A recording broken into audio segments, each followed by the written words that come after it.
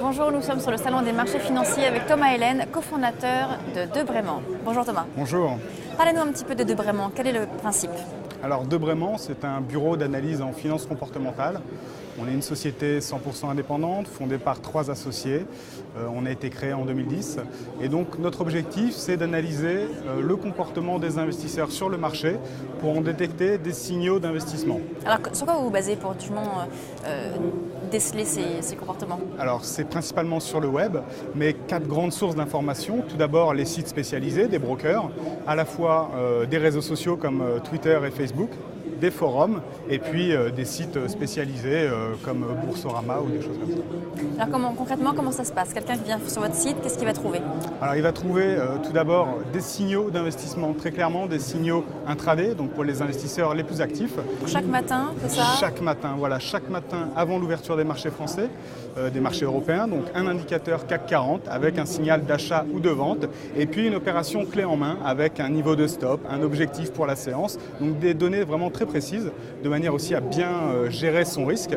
Donc sur le CAC 40, sur le Dow Jones, mais également sur des actions en direct, donc des signaux d'achat et de vente, de court et de moyen terme sur les indices et sur les valeurs.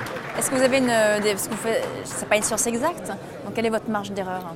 Alors aujourd'hui, on est en termes de probabilité de réussite, on atteint entre 63 et 67%.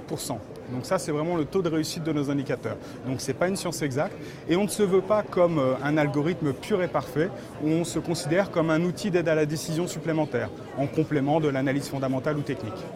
Alors justement, est-ce que vous aidez aussi, vous parlez donc c'est ce biais fondamental, est-ce que c'est quelque chose qui peut être totalement concilié avec l'analyse technique?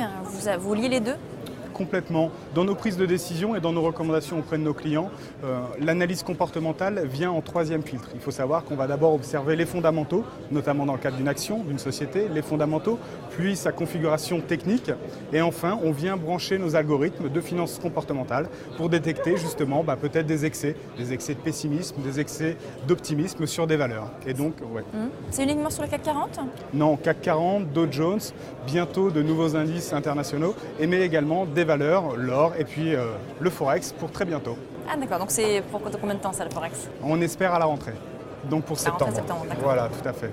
Très bien, merci beaucoup. Merci.